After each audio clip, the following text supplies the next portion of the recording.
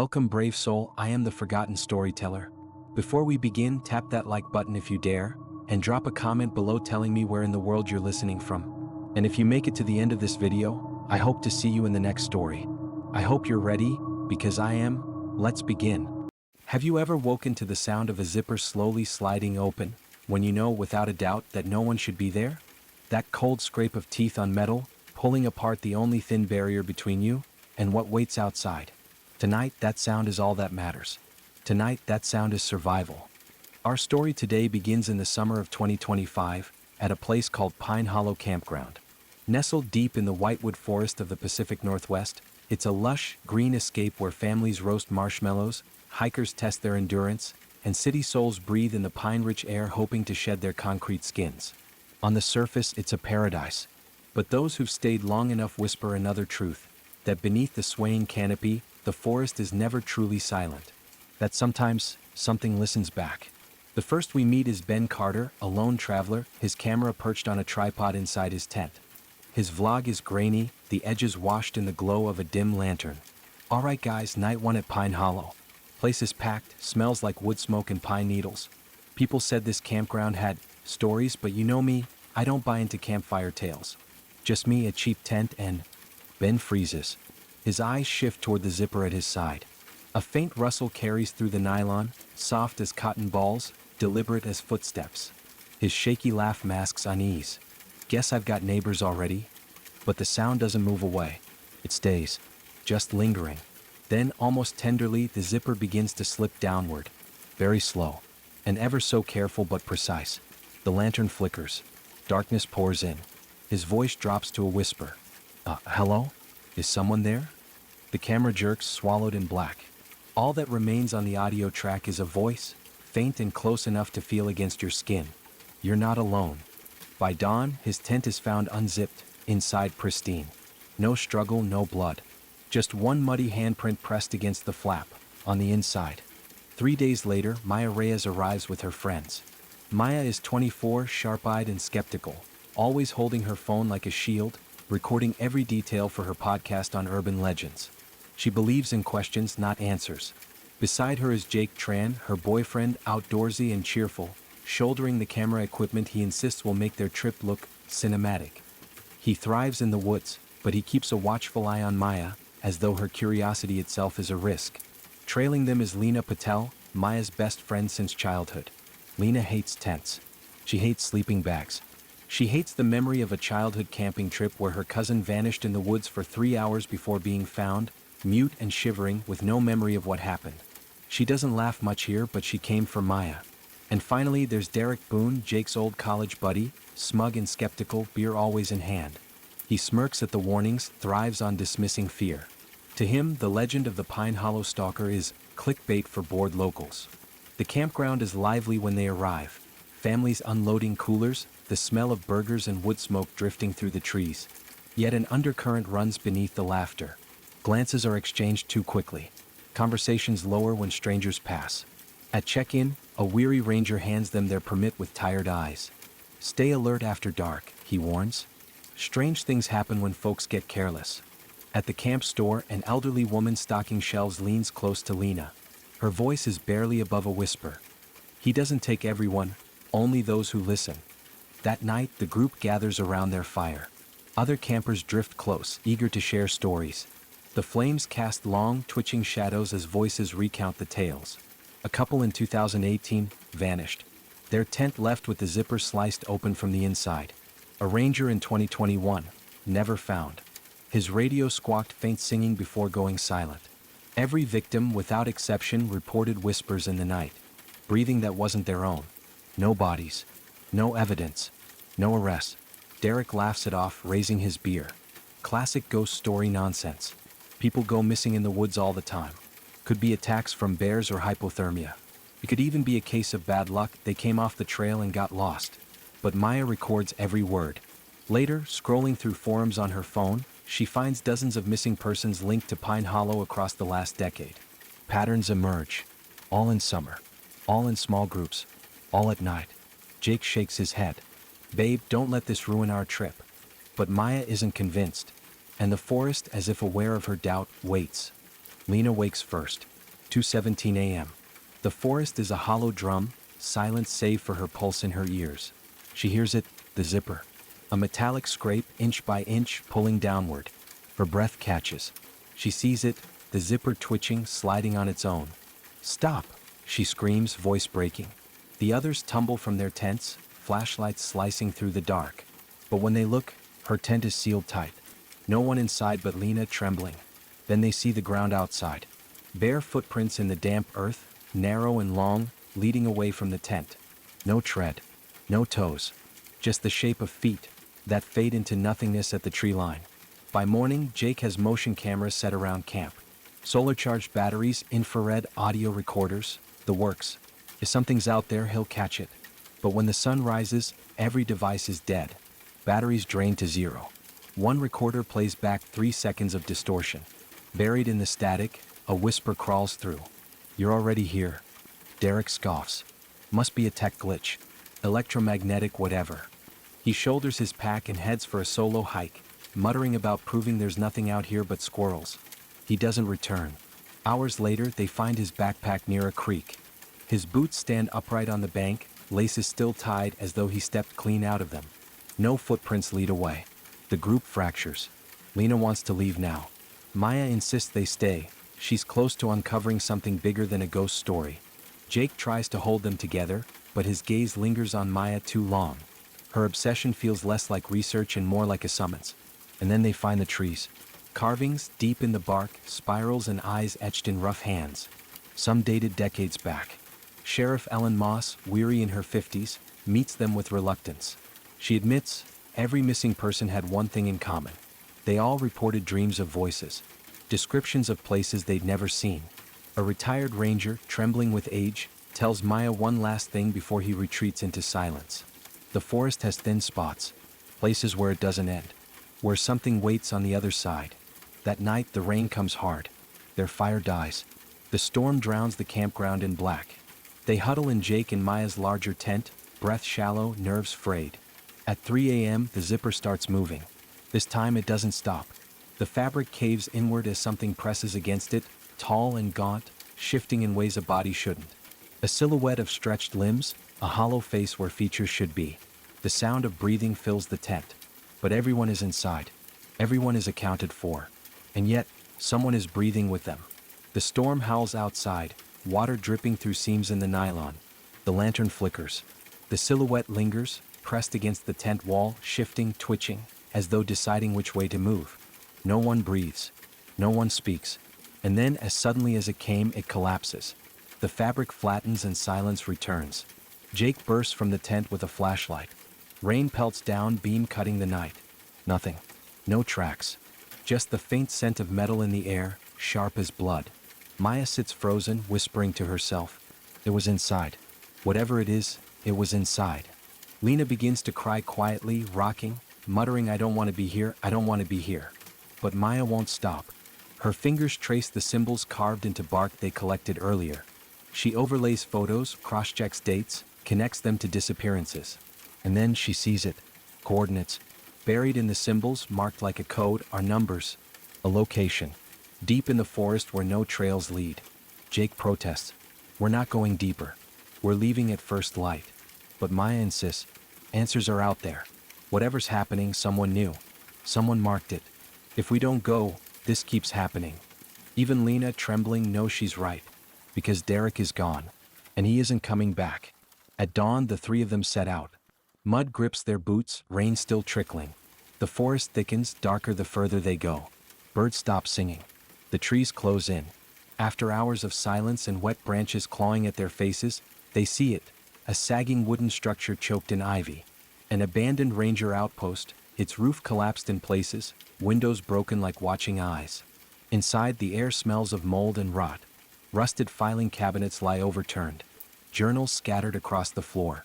Faded photographs of men in uniform hang on the walls. Maya picks up a leather-bound log, the ink bleeding but legible. A ranger's words. They said it came in the dreams. First whispers, then faces. The longer you stayed, the louder it got. They told us to experiment, with sound, with chemicals. They said it would help us understand the phenomenon. But we weren't enhancing senses. We were opening doors. And once you hear it, once it knows your voice, it never stops listening. Another entry scrawled in a hand that digs through paper. It isn't in the forest. It's between us. It wears our dreams. Lena drops the journal. Her voice cracks. We have to go. Jake steadies her, but even he can't hide the pallor draining from his face. Because behind them, the whisper comes again. It's clear and very close. The voice says Maya. But it isn't Jake's voice. It isn't Lena's voice. It's Maya's own voice, whispering her own name. She freezes. Slowly, she turns toward the open door. The outpost is empty. But in the reflection of a shattered window, she sees it. A figure, pale and eyeless, mouth moving in perfect mimicry. Her mouth. The journal slips from her hands. They stumble back through the forest, night falling faster than it should. The path stretches endlessly as though the woods themselves are folding around them. Lena sees shapes between trees, her cousin, small and shivering, calling for her. But when she looks again, it's gone. Jake hears Maya whisper his name from behind. He turns. Maya's ahead of him, smiling, but silent. They reach camp long after dusk, soaked and trembling. But the campground isn't the same. Every tent is unzipped. Flaps hang open like gaping mouths. No voices, no laughter, no fires. Just rows of hollow shelters swaying in the wind. Maya whispers, "Where is everyone?" And then Lena gasps, because she sees them. Shadows crouched inside the open tents, pale hands pressed against fabric, waiting. Just listening. The group collapses back into their own tent, terrified to move. Rain drips through seams. Wind moans like a chorus. Sleep claws at them, heavy and irresistible. Dreams twist around them. Lena hears her younger self crying in the woods, begging to be followed. Branches part. The voice is sweet, soft, and familiar. But every step deeper feels wrong, until she wakes with dirt under her nails, halfway outside the tent. Jake drags her back inside, sobbing, "Don't listen to it. Don't listen." Jake dreams of Maya whispering in his ear, soft and intimate, telling him to follow her. He wakes to see her lying beside him, yet the whisper comes again from the zipper, slowly sliding downward. Maya's phone buzzes with new audio files she never recorded. Playback reveals their own voices, panicked, pleading, distorted into laughter. She realizes it learns from them. Every word, every fear. Knows them now. And then the zipper splits open. The figure steps through. It isn't a man. It isn't even flesh. A shifting shape, woven from shadow and static, taller than the tent should allow. Its faceless head tilts, zipper teeth glinting from its outline. The whisper fills the tent like a flood. "You're not alone. You've never been alone." Maya moves first. She grabs Jake's speaker, the one they used for music by the fire. She scrolls, shaking hands, loading her own voice memos, her interviews, her narrations. Her voice fills the tent. The shadow freezes, tilts its head, as if it's drawn to sound, drawn to her. She cranks the volume. The speaker loops, feedback shrieking as her own voice collides with itself. The shadow convulses, twisting violently, its form unraveling in the static. Maya, stop. Jake shouts, but she's already made her choice. She steps forward, shoving the speaker into the entity's chest, forcing it back. It wraps around her, swallowing her shape, her scream muffled in distortion. And then silence. The tent collapses inward. Jake and Lena claw free. Outside, the dawn has begun to creep through trees. They run and don't look back. Behind them, the campground shivers.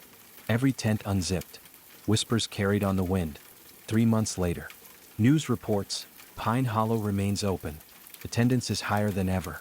Families smiling, children racing across campsites. A little girl tugs her father's sleeve. "Daddy, why is that tent open?" "I'm not sure, Princess."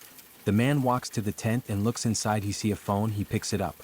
It's Maya's abandoned phone, recovered from the woods. On the screen it displays a new audio message. He presses it. It's Maya's voice, whispering into static. "You're not alone." And just beneath it, faint laughter as if dozens of voices are speaking in unison. Dawn crawls over the treetops like an exhausted animal, light spilling reluctantly into the wreck of Pine Hollow Campground.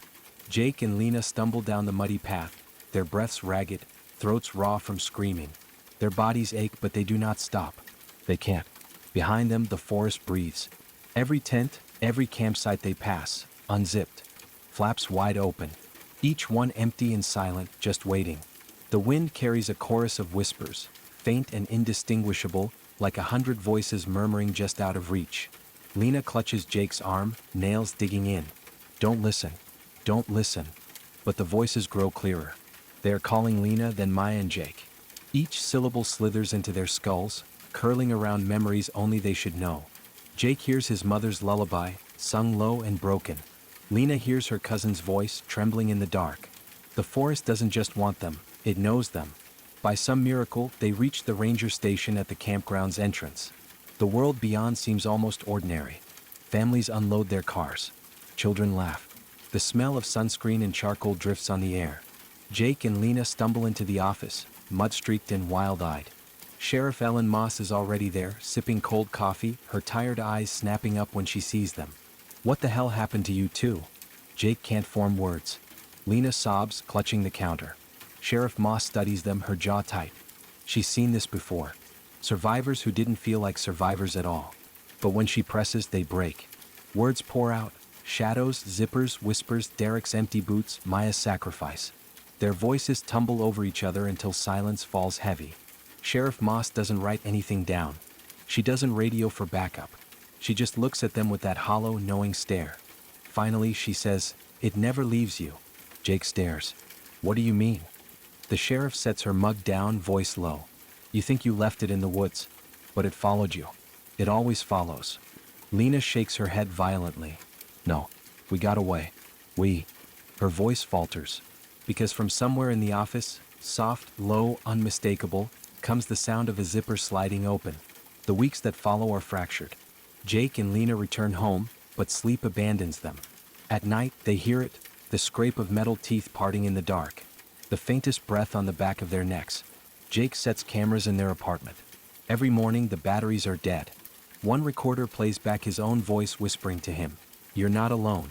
Lena wakes to muddy footprints on her carpet, leading to her bed and vanishing at the headboard. Neither of them can prove it. Neither of them can stop it. They don't speak of Maya. But sometimes in the quiet, her voice calls their names. 6 months later, a news anchor smiles brightly on television.